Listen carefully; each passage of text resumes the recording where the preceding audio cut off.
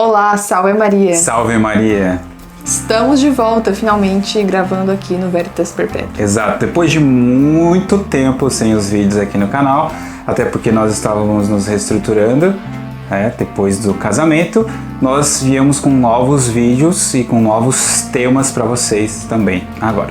E principalmente tratando sobre a vida de casados, né?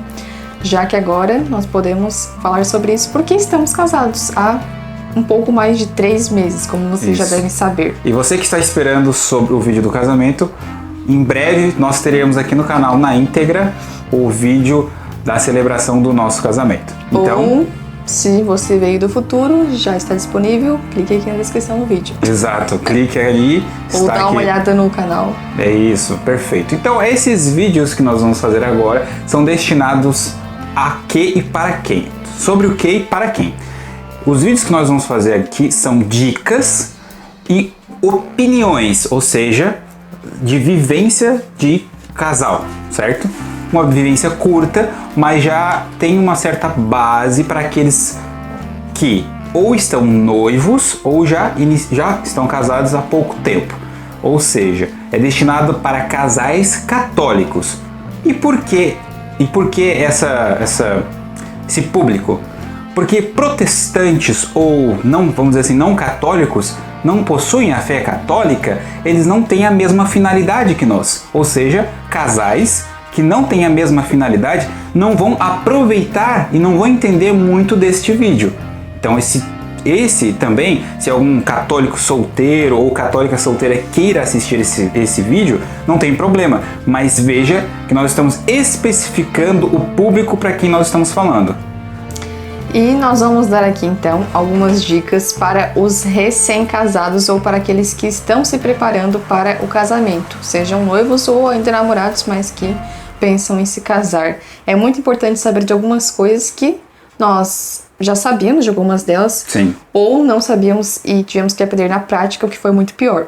Se nós já tivéssemos conhecimento antes de alguma dessas coisas, nós teríamos tido mais facilidade, né, em algumas questões. Então vamos lá, a primeira questão que nós queremos tratar aqui é sobre a casa, porque quando alguém se casa, precisa de um lugar para morar, não é mesmo? O famoso quem casa quer casa. Muito bem, então o dito popular, ele é verdadeiro, mas ele não necessariamente é da forma como está sendo dita, ou seja, muitas pessoas, elas procuram, às vezes até de forma imprudentemente, buscar uma casa, né, financiar uma casa, que é o que nós temos hoje, para poder casar. Na verdade, é ao contrário, você precisa casar primeiro. Então, uma das finalidades, né, é o casamento, e ele é uma finalidade e um meio, né? Um meio para alcançar o céu. Então a casa, ele é um meio secundário. Isso não significa que você vai casar e aí não vai ter onde morar porque você tem que achar a casa ainda, né? Vai Tem morar gente que interpreta errado. numa cabana. Não é isso. Acampar ou morar embaixo da ponte, não. Não. Você já tem que ter pensado no lugar em que você vai morar, mas essa casa não necessariamente precisa ser própria, ela pode ser uma casa alugada, como é o nosso caso. Em termos mais objetivos, casa alugada ou casa comprada. Aqui nós vamos falar de uma opinião. Por quê?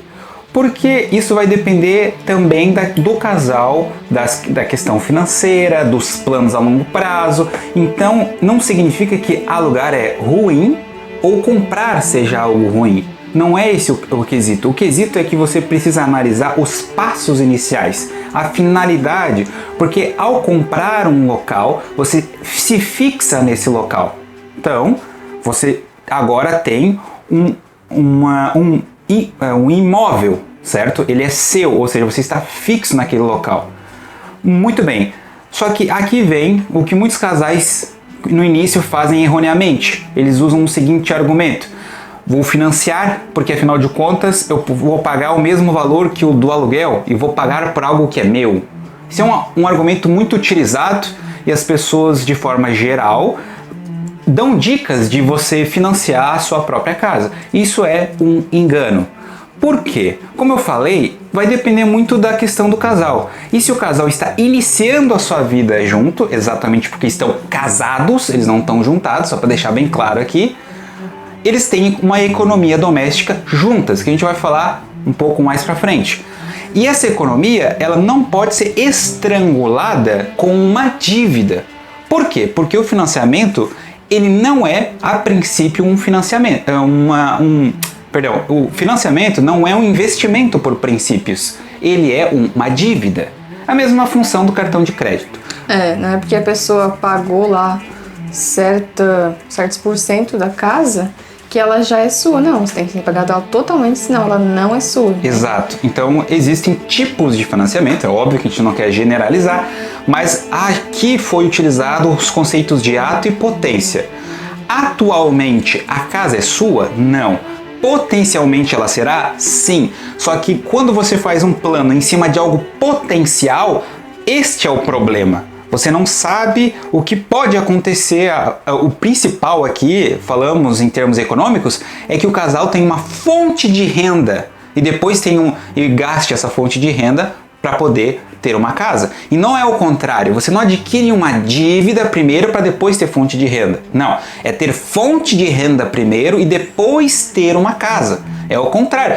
E se você conseguir financiar uma casa, sem problema. Mas você não deve, no início, colocar toda a sua pequena fonte de renda do seu trabalho ali naquela dívida, naquele financiamento. Aqui as pessoas não estão entendendo muito bem ainda. E é muitas vezes por essa razão que muitas pessoas vão esperar muito tempo para se casarem. Exato. Porque querem ter uma casa própria ou querem conseguir fazer um financiamento de modo mais seguro. E aí acabam postergando o casamento e muitas vezes, colocando em risco a sua própria vida espiritual. Então, o que vale mais? Isso. A vida espiritual ou a vida terrena, mundana? Exato. Aí já tem uma resposta bem clara. Aqui, as pessoas ainda não estão entendendo o que nós estamos falando. Que não é errado você alugar uma casa e também não é errado você financiar uma casa. Desde que isso esteja fundamentado em alguma razão. Por exemplo, nós temos uma finalidade, que é o quê? Ter uma família. Independente se vai ser alugada a casa ou comprada, a família é prioridade. A segunda coisa é que para você ter que alugar ou comprar, você tem que ter fonte de renda. Mas para você comprar uma casa, você tem que ter muito mais fonte de renda, entendeu? Então, a premissa aqui é como você vai pagar isso. Por quê? Porque atualmente as pessoas dizem assim: não, eu tenho esta casa, esse apartamento, essa casa é minha. Não é, ela é do banco. É o banco que financia a coisa. É o banco, você está em dívida com o banco, com o sistema financeiro. Então essa parte desse vídeo, ele dá para outro vídeo dessa série de vídeos que nós podemos fazer aqui para levantar esta questão, se deve-se ou não financiar. A segunda dica que nós queremos dar aqui é sobre a organização da casa. Isso é algo muito importante para uma harmonia conjugal também. Uma casa desajeitada, desarrumada, desorganizada, ela afeta a vida do casal em questões bem concretas, mas até nas questões espirituais. É difícil ter uma vida de oração se a própria casa está desorganizada. Isso não somos nós só que falamos, mas até os próprios padres dizem isso, Então a organização do lar é algo muito, muito, muito necessário. E para isso é necessário também uma divisão de tarefas. Não estamos aqui falando de direitos iguais, O homem e a mulher vão fazer as mesmas coisas, dividido ali certinho, tarefinha por tarefinha, cada um fica com uma quantidade igual de tarefas. Não é isso. Há atividades que são próprias da mulher e atividades que são próprias do homem. Por exemplo, lavar o carro é algo mais para o homem. Já cozinhar e cuidar da casa, do interior da casa, é algo mais próprio da mulher. Essa divisão de tarefa também é interessante com a própria natureza de cada um, do homem e da mulher, respeitando as suas naturezas e suas dignidades. Então acaba que um não se intromete também na questão do outro, mas acaba de forma harmônica resolvendo vários problemas. Então essa questão também de pensar sobre a casa, de organizá-la, pensar no que precisa ser comprado, os alimentos, mantimentos ou coisas para casa também. Então isso tem que ser dividido e depois discutido, que é um outro tópico que a gente vai falar mais para frente sobre essa questão do diálogo do casal em torno dessas coisas que acontecem na casa, dessa divisão, porque como um não sabe o que está acontecendo, ou seja, é necessário que eles conversem sobre essas questões para que fique harmônico né? A questão da ordem da casa, por exemplo, a ordem é uma virtude, inclusive. É necessário por quê? Porque um ambiente desorganizado, ele não facilita a oração, pelo contrário, ele desestimula. Da mesma forma, né, a questões mais simples como repouso, descanso, você não consegue descansar num lugar desorganizado. Isso também prejudica teus estudos, por exemplo. Então, estar minimamente organizado, e não é organizar no sentido de ficar neurótico com a coisa, mas simplesmente manter as coisas no seu devido lugar. Jonathan, vai ficar neurótico.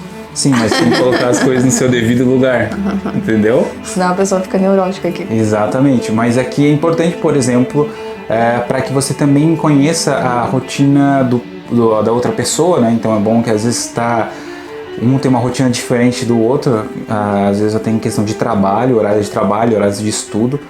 Isso pode, às vezes, entrar em conflito, mas nada de que um bom planejamento não possa resolver. Então, a outra dica também é sobre planejamento, que envolve a própria organização, mas é uma coisa diferente. Nós aqui em casa, nós decidimos comprar um planner, deixar um lugar visível da casa e sempre que tivermos alguma coisa para fazer, soubermos que é para fazer em determinado dia ou em determinada semana, mês, nós vamos lá e anotamos para não esquecer e para também que o outro saiba, porque às vezes nós esquecemos de falar naquele momento e depois não lembramos mais de dizer, tá lá anotado. Então isso é algo bem importante, planejamento do casal para essa vida conjugal.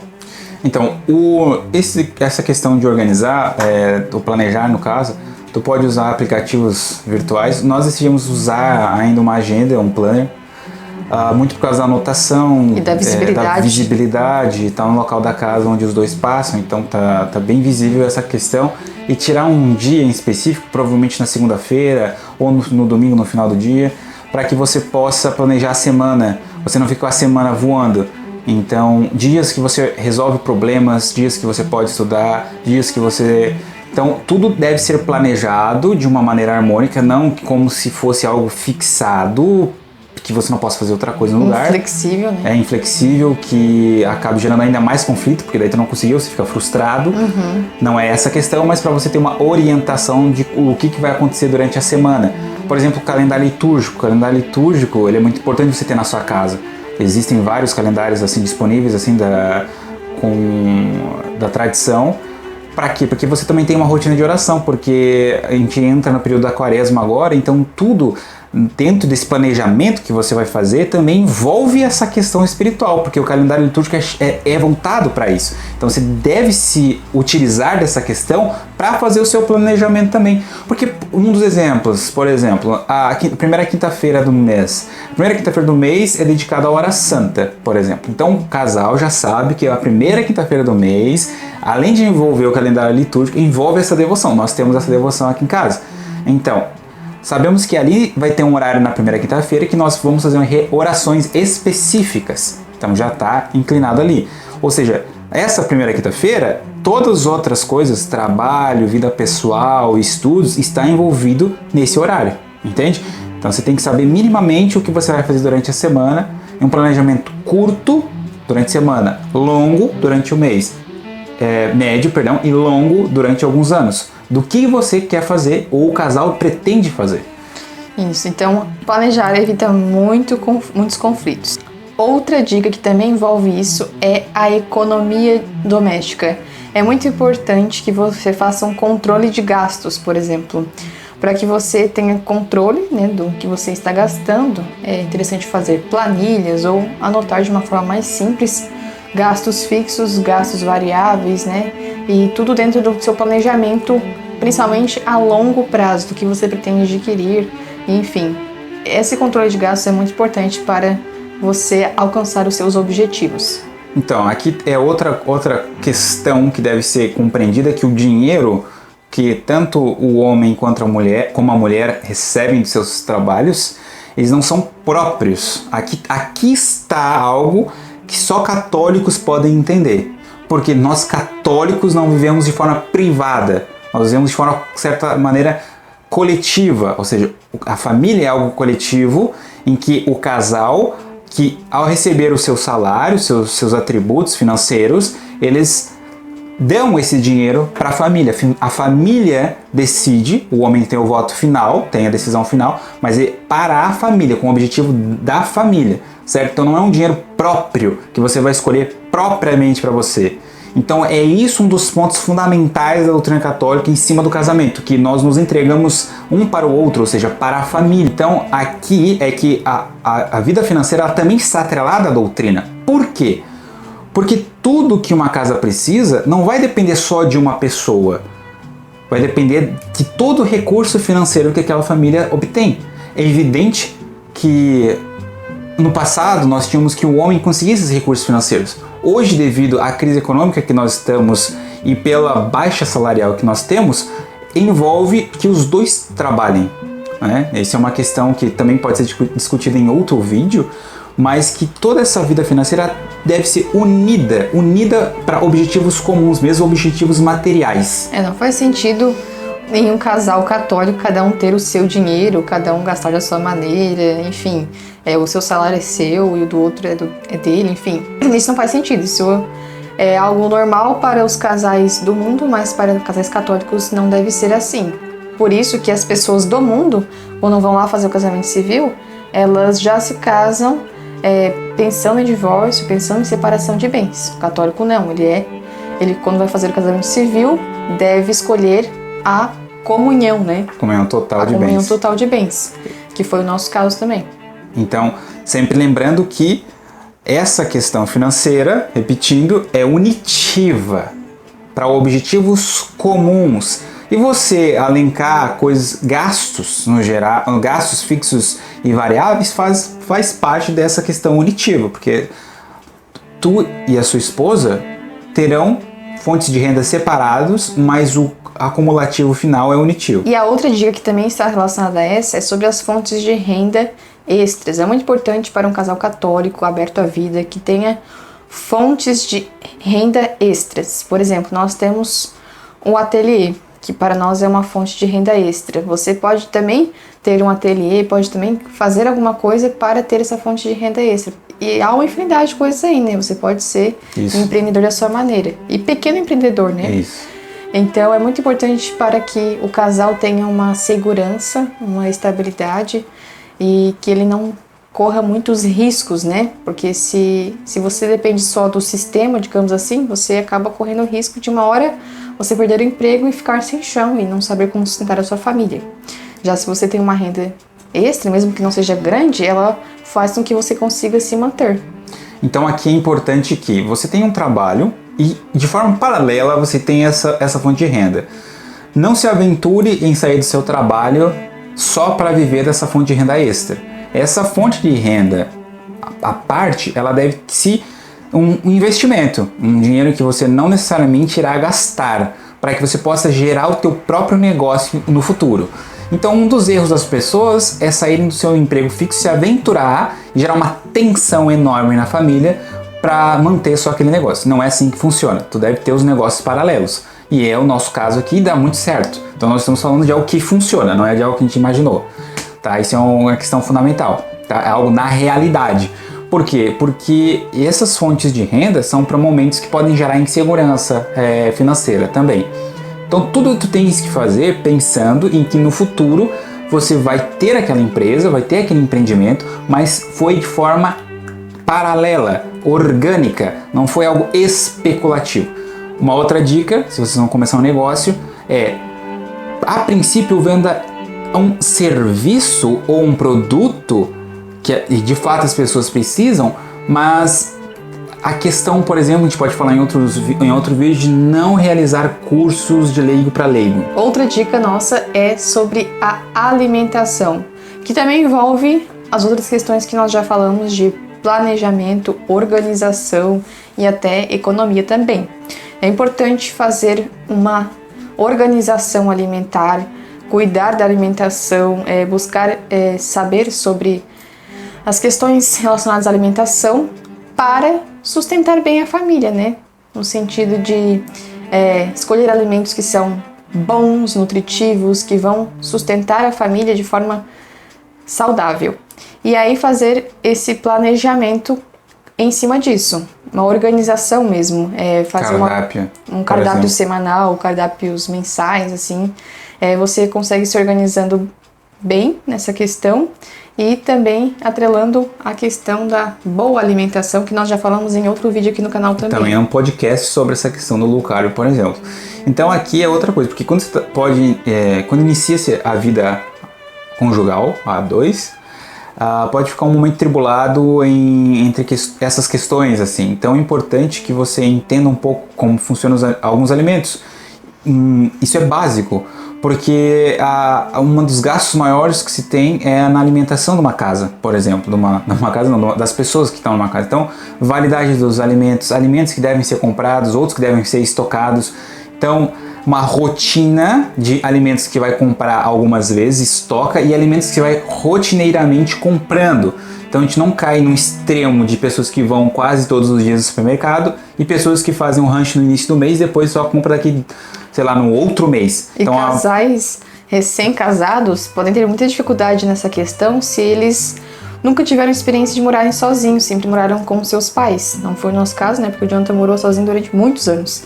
Mas as pessoas podem ter dificuldade com isso muito grande, né? A questão de como cozinhar ou então como você armazenar alimentos, o que comprar, quanto comprar, quantidade. Tudo isso é algo que você vai vendo na experiência, mas é muito importante que você saiba de algumas dessas dicas que nós estamos dando aqui, né? De fazer esse cardápio, de fazer esse planejamento, de você na primeira semana não comprar talvez tanta coisa e ver para até quando dá aqueles alimentos que você comprou. Enfim, você vai tendo essa noção sempre atrelada ao planejamento da família. E porque nós somos católicos, olha só, olha como tudo envolve a questão. Nas sextas-feiras, por exemplo. Então existe um cardápio para sexta-feira devido às compras, os peixes, por exemplo, para sexta-feira. Então tudo está atrelado a essa questão. Então, você tem que se planejar, tem que ter reservado ali na tua geladeira, por exemplo, peixes ou frutos do mar para sexta-feira, ou fazer um jejum, etc. Mas então tudo está dentro dessa organização de um cardápio e das compras que você fez. E uma questão muito legal também é sobre o cultivo próprio, né? Se você mora em uma casa e tem a oportunidade de fazer certos cultivos, de plantar algumas coisas para consumo próprio, é muito legal, muito econômico também, né? Você acaba economizando e também acaba sendo mais saudável, né? Porque muitos alimentos que você planta são melhores dos que você compra, né? Que podem ter algumas substâncias ali, enfim. Então essa é uma questão legal.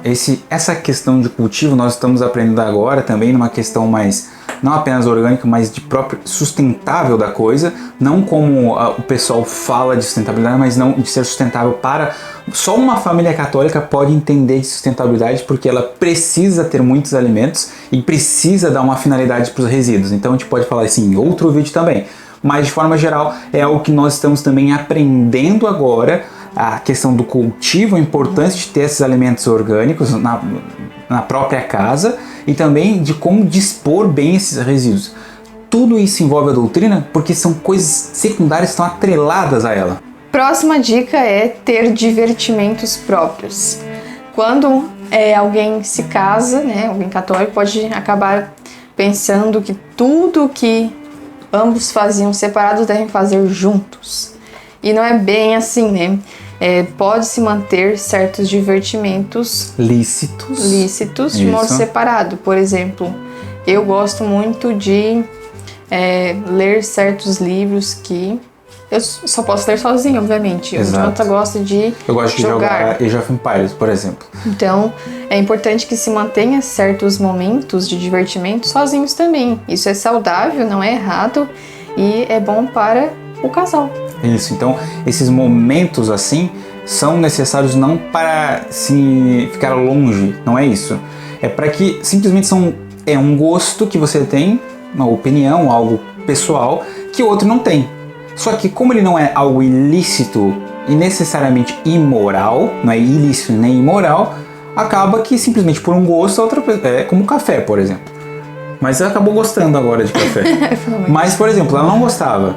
Então ela não tomava, evidentemente. Só que eu gosto, então eu faço preparo para mim.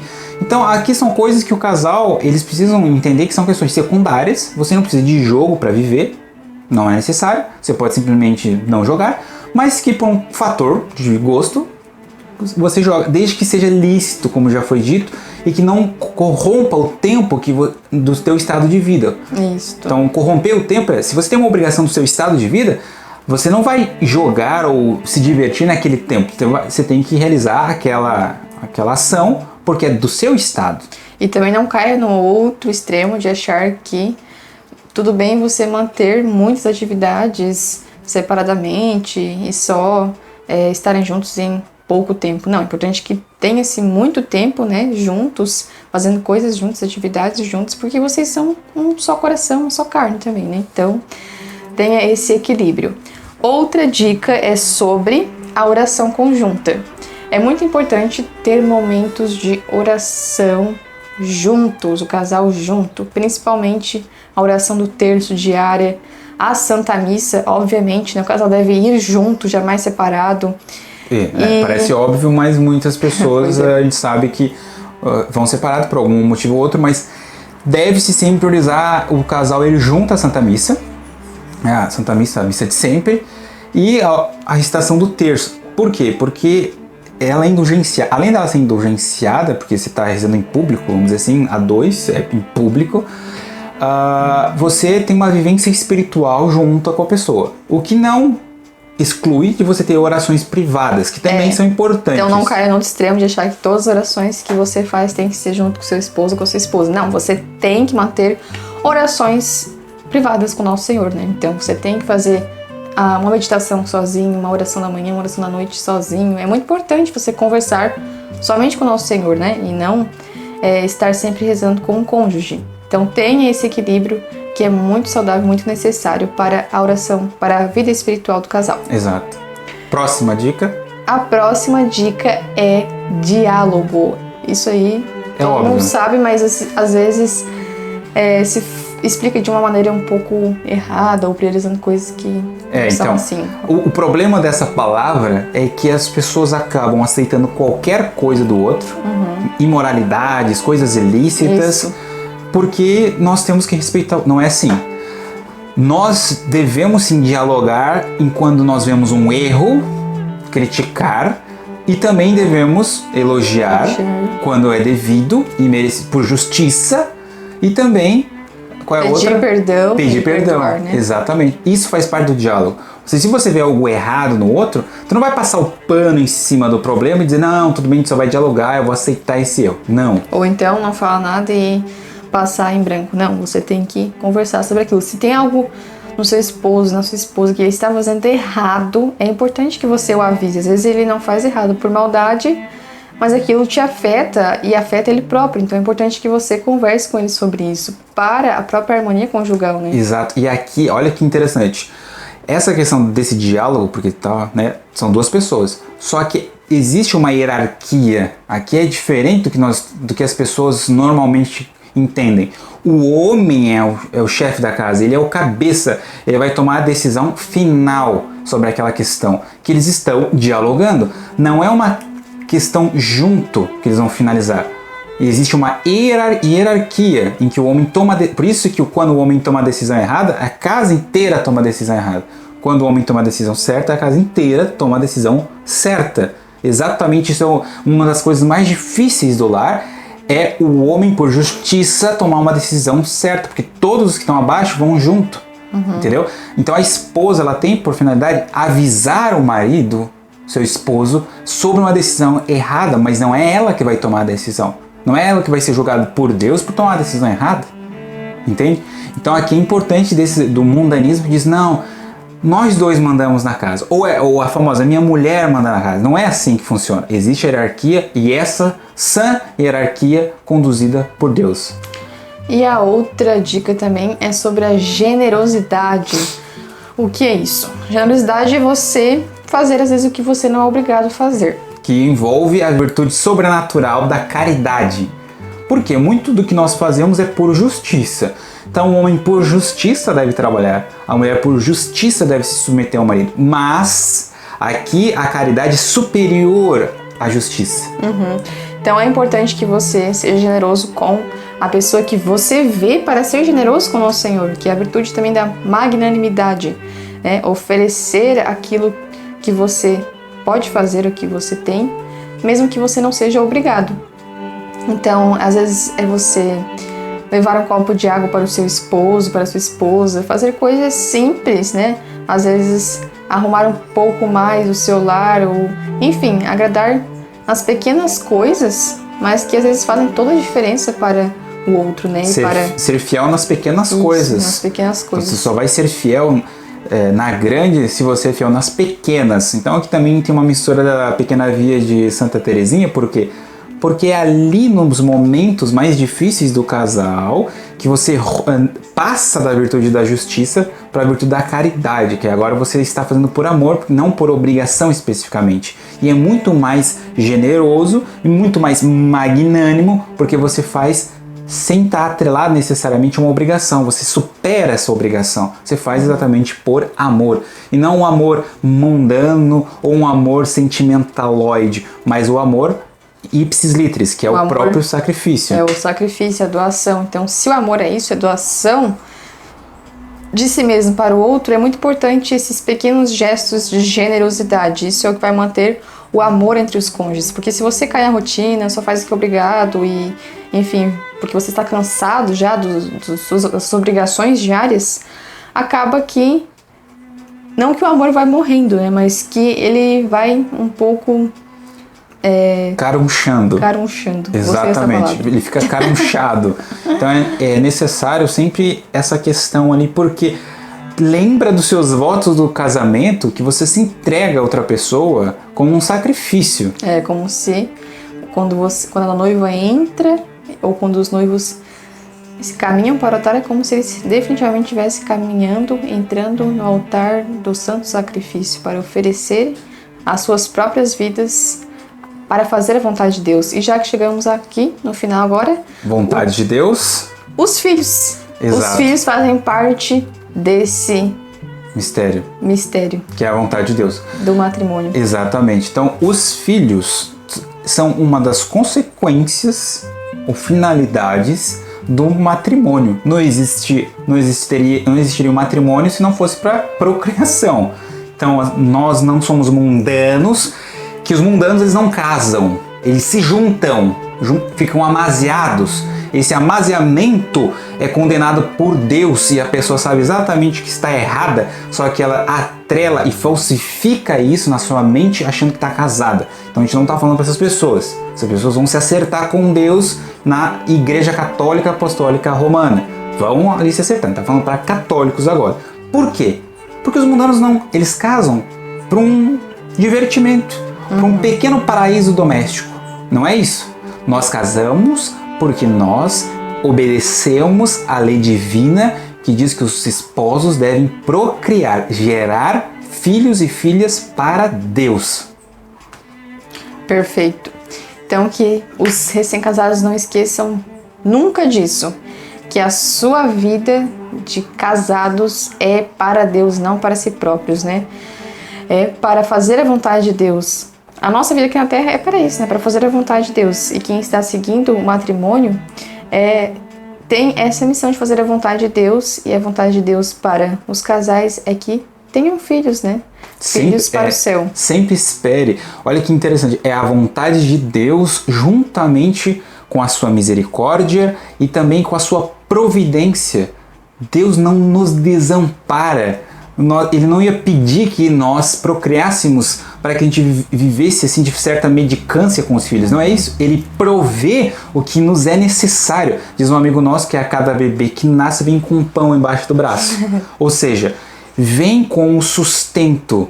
É necessário também para que se amadureça, senão o casal vai ser eternos adolescentes que nunca vão crescer e nunca vão amadurecer espiritualmente. Porque você precisa educar alguém, você precisa transmitir a doutrina católica para essa criança, ela precisa ser batizada, ela precisa ser educada, ela precisa ser alimentada. Como é que você vai aprender isso? Tendo filhos. Tu nunca vai aprender isso na teoria, tu tem que ter filhos. E por isso que Deus nos diz desde o Gênesis até o Apocalipse que os casais devem ter filhos. E quantos filhos?